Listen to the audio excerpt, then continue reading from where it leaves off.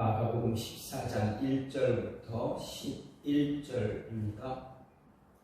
이틀이 지나면 유월절과 무교절이라 대제사장들과 서기관들이 예수를 흉계로 잡아 죽일 방도를 구하며 이르되 밀란이 날까 하노니 명절에는 하지 말자 하더라.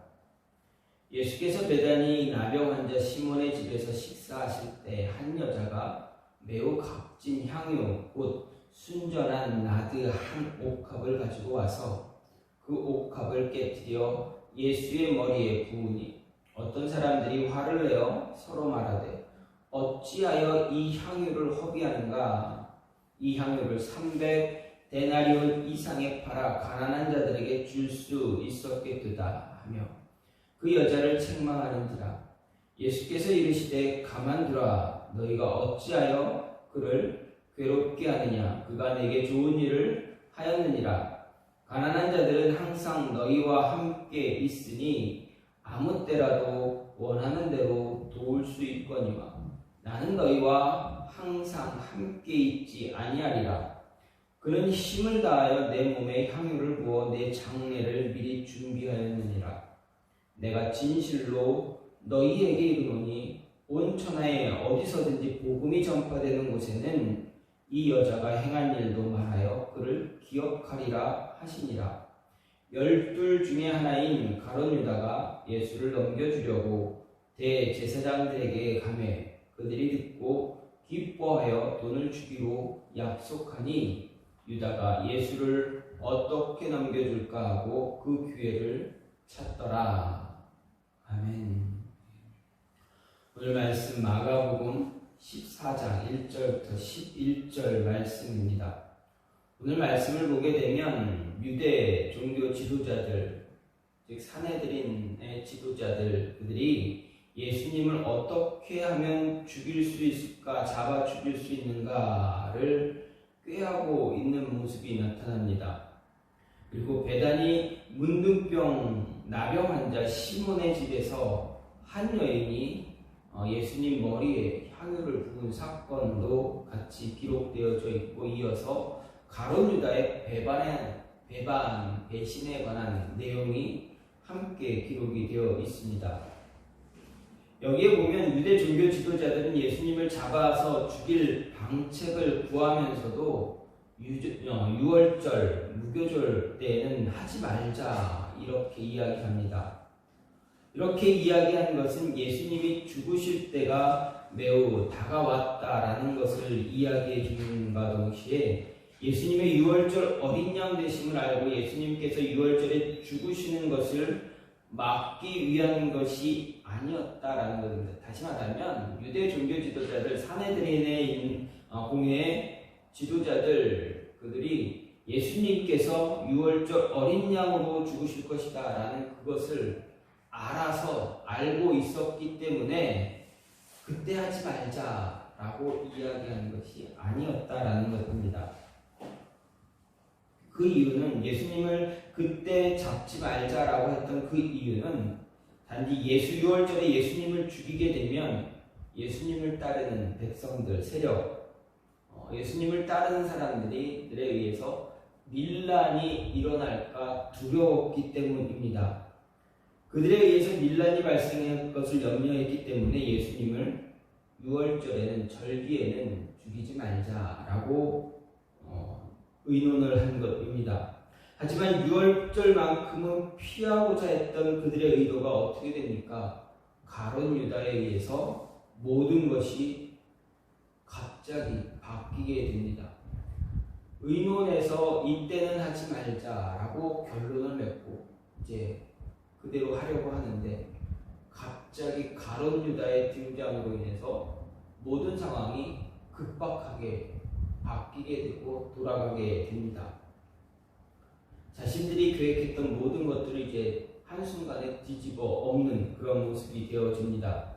여기서 우리는 하나님의 뜻은 인간의 뜻과 관계없이 하나님의 계획대로 진행된다라는 것을 다시 한번 알 수가 있습니다. 성경에서도 이야기합니다. 그들이 했던 이렇게 갑자기 바뀌게 되었던 것은 다 하나님의 때가 이루어졌기 때문이다 라고 이야기합니다. 한편 여기 보면 오늘 본문에 보면 베다니 문둥병 나병 환자 시몬의 집에서 향유를 부은 사건이 같이 기록되어져 있는데 이 사건은 일종의 삽입된 내용입니다. 마가가 이 사건을 삽입하고 있다라는 것입니다. 왜냐하면 사실 고난주간 화요일 말미에 일어난 사건이 아니라 예수님께서 예루살렘으로 들어가시기 바로 전날 밤 토요일에 발생한 사건이기 때문에 그렇습니다. 그럼에도 마가가 시간적인 순서를 무시하고 이 사건을 여기에 언급한 것은 이유가 있다라는 것을 우리에게 말합니다. 첫째는 이제 죽음이 임박한 시점에서 예수님께서 기름 부음을 받으심으로 그것이 다가오는 예수님의 장례를 예비한 결과가 되었다라는 것을 이야기합니다. 예수님께서도 직접 말씀하셨습니다. 나의 장례를 위해서 부은 것이다, 예비한 것이다 말씀하셨습니다. 또 한 가지는 가룟 유다가 예수님을 배반하는 직접적인 동기가 바로 이 여인이 예수님의 머리에 향유를 부은 사건이었다라는 것을 부각시켜 주기 위해서입니다. 한편 가룟 유다는 화요일 말미에 대제사장들을 찾아가 은 30을 갖고 예수님을 넘겨주기로 약속합니다. 가룟 유다는 자신의 탐욕을 채우기 위해서 자신의 스승이고 메시아이신 예수님까지 팔아 넘기게 됐습니다. 특별히 그가 예수님을 넘겨주고 받은 이 은 30을 생각해 보면 그 당시 사람들이 한 사람의 노예를 사고 팔 때 그 값으로 책정된 것이 바로 은 30이었다라는 것입니다. 그렇다면 대제사장들 가룟 유다에 의해서 예수님은 한 사람의 노예와 같이 노예 취급을 당하신 그런 모습이다라는 것을 이야기해 줍니다. 노예라고 한다면 사람으로 어떤 역할을 부여받지 못했던 당시 상황은 사람으로 취급을 받지 못했던 상황입니다. 그렇기 때문에 예수님께서 우리를 위해서 인류를 구원하기 위해서 얼마만큼 낮아지셨는가도 이 은 30이라는 것으로 인해서 우리가 알 수가 있습니다. 그만큼 한없이 낮아지신 정말 사람으로서 인간으로서 이런 치욕도 없을 정도의 모습까지 받으셨던 그 모습을 우리에게 이야기해 주고 있습니다. 그러니까 이 예수님께서 은 30에 팔릴 것이다 라는 것은 이미 구약 성경 스가랴에서 예언된 것입니다. 그래서 모든 것이 하나님의 뜻에 의해서 하나님이 예비하신 그 때에 따라서 이루어지고 있다라는 것을 우리에게 정말 잘 가르쳐 주고 있음을 알 수가 있습니다. 이렇게 하나님의 뜻이 이루어질 때 하나님께서 자신의 뜻을 이루어갈 때 우리는 어떻게 해야 될까? 우리가 어떤 역할을 감당해야 되는가? 우리가 해야 할 일들은 또 무엇일까? 라는 것을 오늘 말씀을 통해서 생각을 해볼 수가 있습니다. 어떻게든 유대인들 대제사장 종교 지도자들은 분명하게 자신의 원하는 그때 예수님을 죽이려고 했지만 하나님의 뜻에 의해서 모든 것이 수포로 돌아갔습니다. 이런 모습을 보면서 우리가 하나님께서 그 뜻을 이루어갈 때 우리에게 요구하시는 일들을 무엇일까 생각해 볼 수가 있는데 먼저 내려놓음입니다.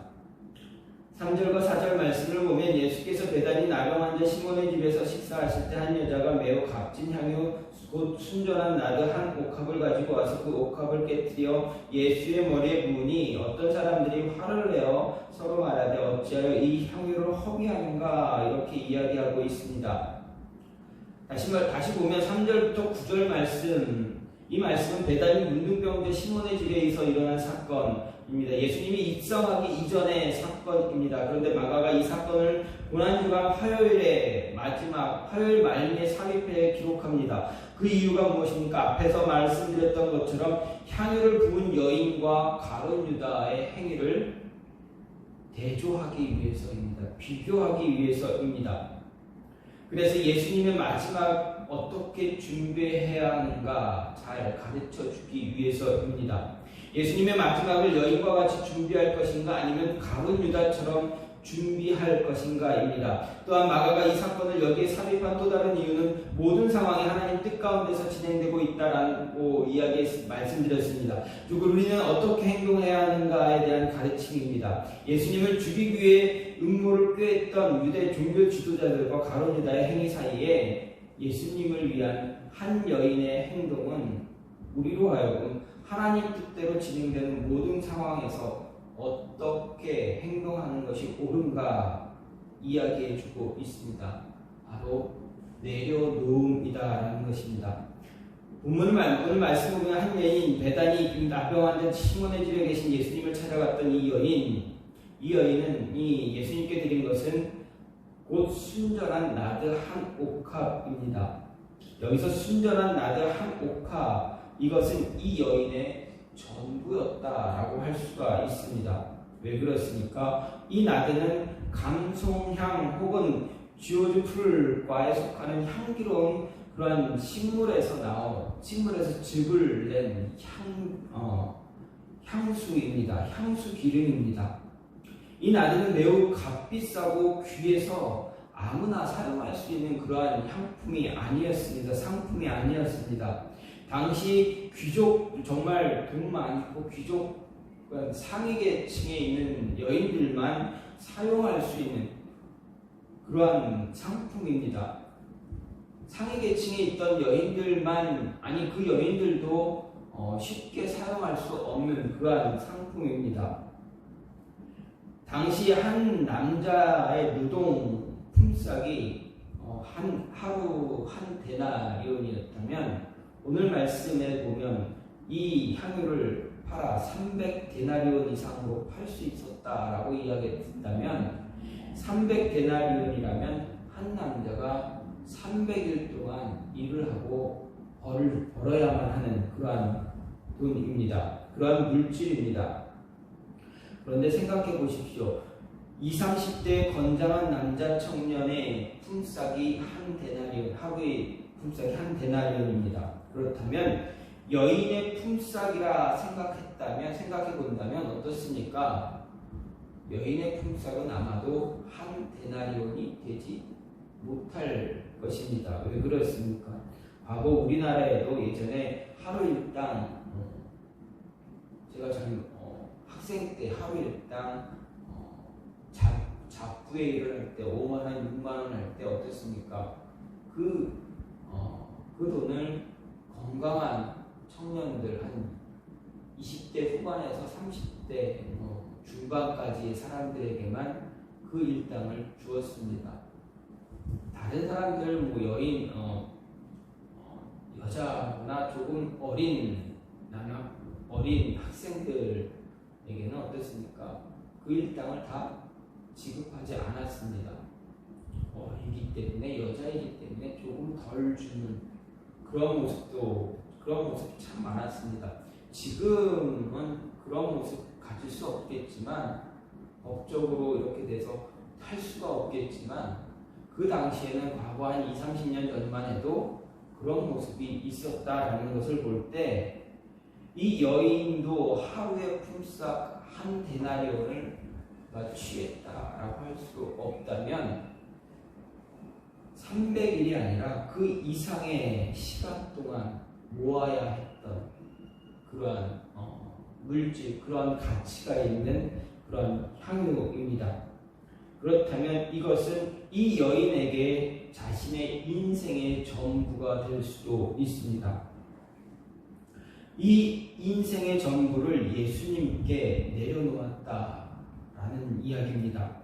세상의 모든 상황을 이끌어 가시는 하나님의 뜻 앞에 이 여인은 자신의 모든 것을 드렸습니다. 자신의 전부를 하나님께 내려놓았습니다. 이렇게 자신의 전부를 하나님 뜻 앞에 내려놓는다는 것은 자신의 미래 역시도 하나님의 뜻 가운데 이끌림 받기 원합니다라는 그런 모습으로 해석할 수가 있습니다. 자신의 인생에서 가장 가치 있다고 할 수 있는 것을 내려놓음으로 인해서 하나님의 뜻에 절대 복종하겠다라는 그러한 의지입니다. 하나님 뜻 아니면 하나님의 뜻과 함께하지 않으면 자신의 인생은 아무 의미가 없음을 고백하고 있는 것입니다. 그렇습니다. 우리는 우리의 미래를 준비할 때 가장 귀한 것을, 가장 가치 있는 것을, 우리 인생에 있어 무엇과도 바꿀 수 없는 것을 하나님 앞에 내려놓을 수 있어야 합니다. 그래야 하나님의 뜻이 진행되어 갈 때 그 뜻에 우리 인생을 내어 맡길 수 있기 때문입니다. 고집부리고 붙잡고 있어봐야 나에게만 소중할 뿐이지 다른 사람에게는 아무 쓸모가 없는 것이 될 수도 있습니다. 나는 소중하다, 가치 있다라고 판단해서 끝까지 붙잡고 있지만 하나님의 입장에서는 아무 쓸모가 없는 것일 수도 있기 때문입니다. 하나님이 원하시는 것은 없어서 원하시는 것이 아니라 우리가 그렇게 가치 있게 귀중하게 생각하는 것을 하나님 앞에 내려놓을 수 있느냐 없느냐 그것을 보신다라는 것입니다. 또 한 가지는 한계를 벗어나야 합니다. 생각의 틀을 바꾸어야 하나님의 뜻을 따라 하나님의 뜻을 이루어갈 수가 있다라는 이야기입니다. 5절 말씀을 보면 이 향유를 300데나리온 이상에 팔아 가난한 자들에게 줄 수 있었겠구나 하며 그 여자를 책망했다라고 이야기합니다. 제자들이 여인이 예수님께 향유 부은 일로 인해서 화를 내고 있습니다.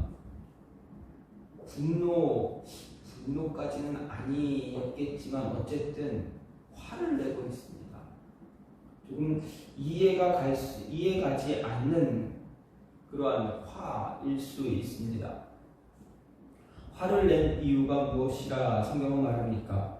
가난한 사람들을 도울 기회를 허비했다, 소비했다, 그냥 버렸다라는 것입니다.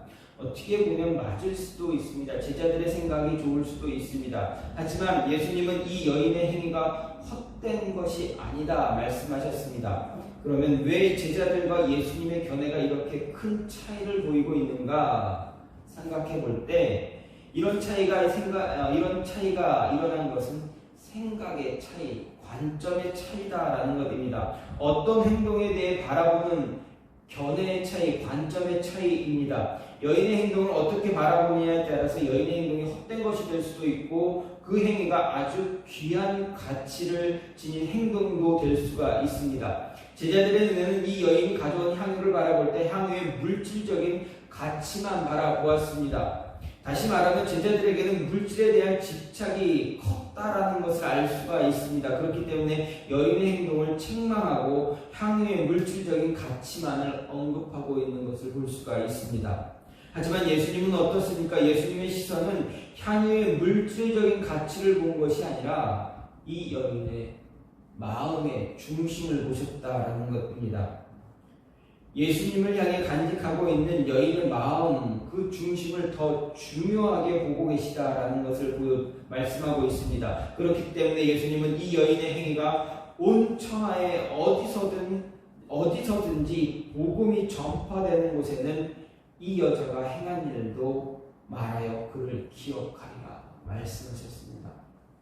그런데 정말 그렇게 되고 있습니다. 성경을 읽을 때마다 이 여인의 행위가 계속 반복되어서 우리의 입술을 통해 고백되어지고 우리의 귀에 끊임없이 들려지고 있다라는 것입니다. 예수님의 시선은 지금 펼쳐진 그 상황, 현재 상황에만 제한된 것이 아니라 그 이상의 것을 바라보고 계신다라는 것입니다. 그런데 제자들은 지금 상황에만 국한된 극히 제한적인 시선을 갖고 있음을 보여줍니다. 그렇게 하나님의 뜻에 따라 미래가 준비되어지는 그런 상황을 깨닫지 못하고 있습니다. 다시 말해 제자들은 언제나 제한된 시선에 사로잡혀서 눈에 보이는 것만 바라봅니다. 그러면 어떻게 하면 이 제한된 시선 뛰어넘을 수 있는가? 제한된 시선을 뛰어넘으려면 우리 안에 존재하는 한계를 뛰어넘어야만 합니다. 우리 안에 존재하는 이 한계를 뛰어넘기 위해서는 생각의 틀, 생각 자체를 다 바꾸어야 합니다. 이 사회가 만들어오는 일반적인 상식의 틀 안에서 우리의 시선은 언제나 고정된 틀 안에 머물 수밖에 없습니다. 이것을 바꿔야 합니다. 이 상식의 틀을 벗어나야 우리의 한계를 뛰어넘을 수 있고, 한계를 뛰어넘어야 그제서야 하나님의 뜻을 바라볼 수 있다라는 것입니다. 왜 그렇습니까? 하나님의 생각은 우리의 생각과 다르기 때문입니다. 우리의 생각은 낮고 참 보잘것없지만 하나님의 생각은 우리가 생각할 수 없는 그 너머에 있는 것까지 다 바라보시고 생각하시고 계획하시고 이루어 가시기 때문에 그렇습니다. 성경이 분명히 그렇게 증거하고 있습니다. 세 번째는 선택과 집중입니다. 가난한 자들은 항상 너희와 함께 있으니 아무 때라도 원하는 대로 도울 수 있다라고 분명히 예수님이 이에 말씀하셨습니다. 그러면서 덧붙이시면서 나는 너희와 항상 있지 않다라고 말씀하셨습니다. 자신의 머리에 향유를 부은 여인을 책망하는 제자들을 향해서 가난한 자들은 너희와 항상 함께 있지 않느냐? 너희와 늘 함께 있다. 너희가 나이가 들어도 너희가 다른 곳으로 이사를 가도 움직여도 그곳에는 언제나 항상 가난한 자들이 있다. 그렇기 때문에 너희는 항상 그들을 도울 수 있다라고 말씀하셨습니다. 그러나 나는 너희와 항상 있지 않다. 항상 있지 나는 너희와 있는 시간이 제한되어져 있다라는 무슨 말씀이십니까? 이제 며칠 지나지 않으면 나는 아버지의 뜻대로 십자가 위에 달리게 될 것이다 라는 이야기입니다. 즉 구제하는 일은 이런 행동은 제자들이나 우리나 늘 힘쓰면 할 수 있는 일입니다. 항상 할 수 있는 일입니다. 기회는 얼마든지 있습니다. 마음만 먹으면 언제든지 할 수 있는 일이 됩니다. 하지만 당장 예수님을 위해서 하나님을 위해서 할 수 있는 행동을 하는 것은 언제든지 마음만 먹으면 할 수 있는 행동이 아닙니다. 여러분, 우리가 하나님께 예수님께 나 이렇게 헌신하겠습니다 라고 마음 먹었지만 뜻을 가졌지만 마음 먹은 대로 쉽게 되어집니까? 하나님 말씀 내가 잘 묵상해야죠. 하나님 내가 열심히 다해서 말씀 보겠습니다. 읽겠습니다. 묵상하겠습니다. 항상 그렇게 해 오셨습니까? 할 수 있었습니까? 예전에 다큐멘터리라고 해야 되나? 어떤 TV 방송 프로그램을 봤습니다. 아마 PD 수첩 같은 그런 비슷한 것입니다. 주제는 무엇입니까? 주제가 무엇이었냐면 병역을 거부하는 자들, 그들을 어떻게 바라볼 것인가 라는 이야기입니다. 다시 말하면 여호와 증인의 남자 청년들이 군대 가는 것을 찬성해야 되는, 군대 가지 않는 것, 거부하는 것을 받아들여야 되느냐, 받아들여야지 말아야 되느냐, 이것을 이야기하는, 논하는 그러한 방송이었습니다. 그런데 그 내용, 그 결론보다는 그 내용, 그 방송 가운데 한 청년이 이야기하는 것을 좀 생각해 보게 됐습니다. 그 청년이 이야기하기를 자신은 성경을 보는데 자신의 나이 수만큼 봤다 이야기합니다. 그러면 군대 가야 될 청년이면 20대 한 중반 정도라고 생각한다면 그때까지 자신의 나이에 맞게끔 매년 1년에 한 번 한 1독씩 했다라고 한다면 한 20몇 번 읽었다, 25번, 그냥 쉽게 얘기해 기준이라고 하면 25번, 6번 읽었다라고 볼 수가 있습니다. 읽었다라고 할 수 있습니다. 여러분, 성경 한 번 읽는 게 굉장히 어렵죠. 일독하는 것이요. 1년에 한 번씩 읽었다 그러면 그 청년은 1살 때부터 읽었다라는 것이 되는데, 그게 안 되니까 초등학교 유아 시절 다 지나고 초등학교 때부터 읽었다고 해도 1년에 한 1독 이상, 어떻게 하면 1년에 2독, 한 3독 이렇게 할 수가 있습니다. 어쨌든 자신의 나이만큼 성경을 읽었다. 또 어떤 분은 더 나이가 드신 분도 자신의 나이만큼, 나이 이상 읽었다라고 이야기한 것이 기억이 납니다. 어디에 무엇을 집중할 것인가, 마음 먹는다고 해서 모든 것이 다 가능하지 않다라는 것입니다.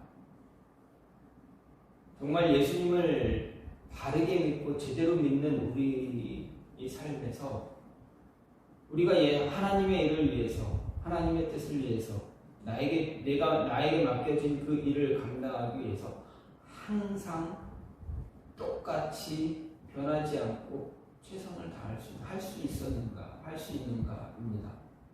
그러지 못하다라는 이야기입니다. 왜 그렇습니까? 이 일도 해야 되고 우리가 할 일이 얼마나 많습니까? 얼마나 바쁩니까? 그러다 보니 쉽게는 하나님의 일, 하나님의 생각, 하나님 기도하는 것, 말씀을 읽는 것, 전도하는 것 계속 뒷전으로 미뤄질 때가 참 많습니다.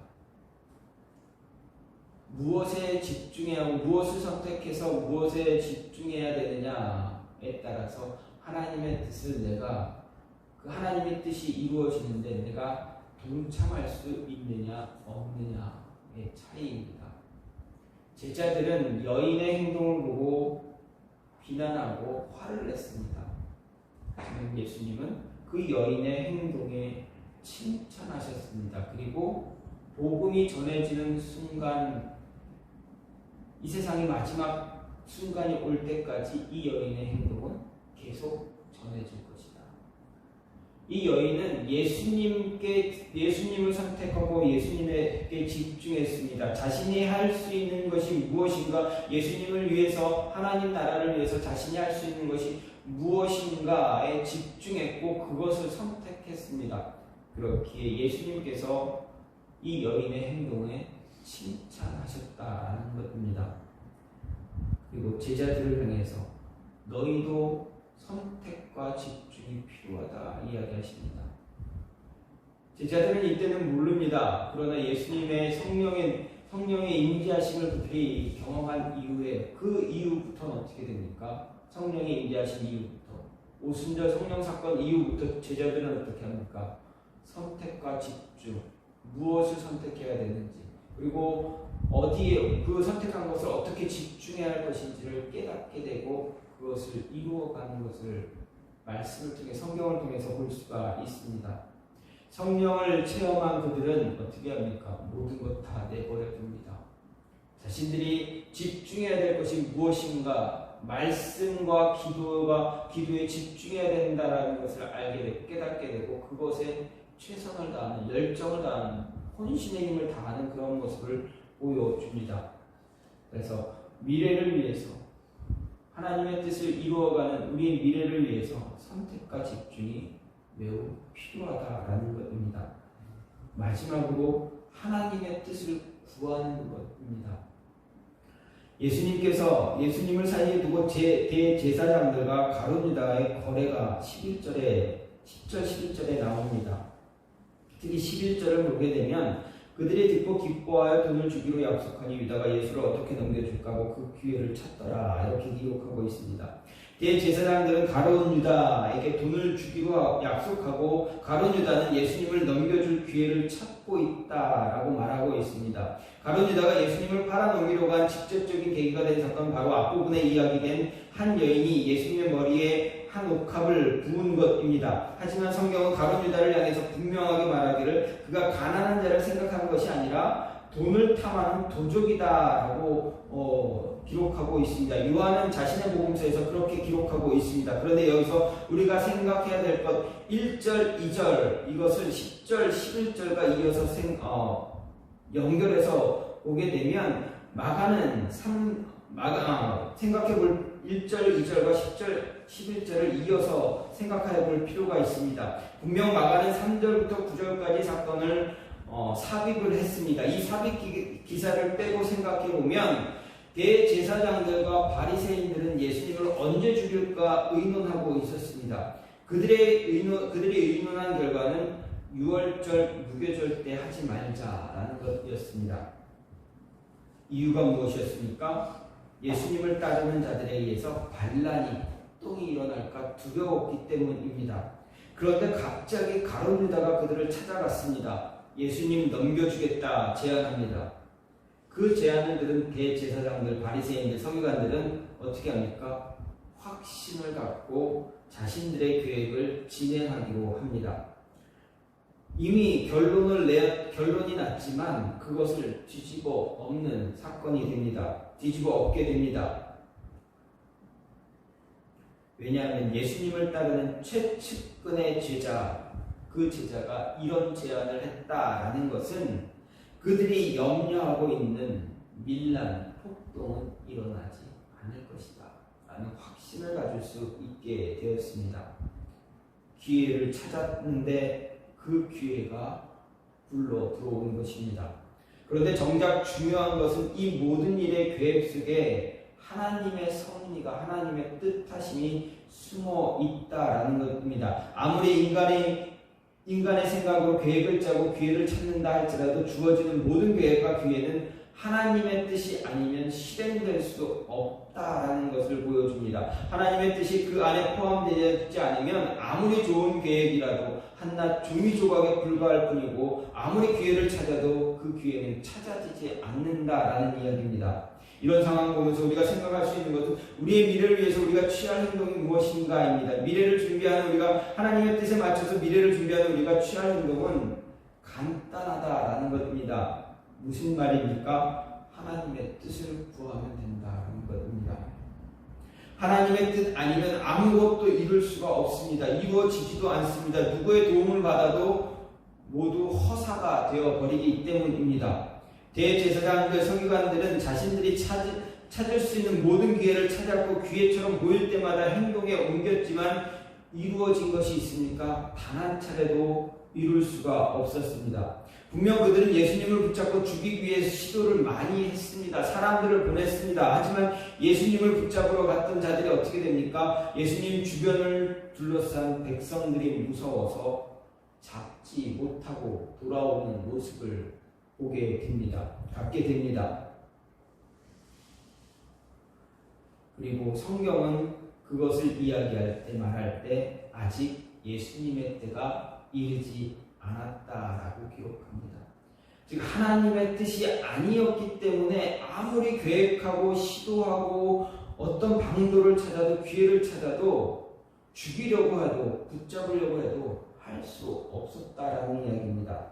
따라서 우리는 우리 미래를 하나님의 뜻에 따라서 우리 미래를 위해 행동하는 모든 것을 위해서 가장 먼저 취할 행동은 바로 하나님께 기도하는 것입니다. 간구하는 것입니다.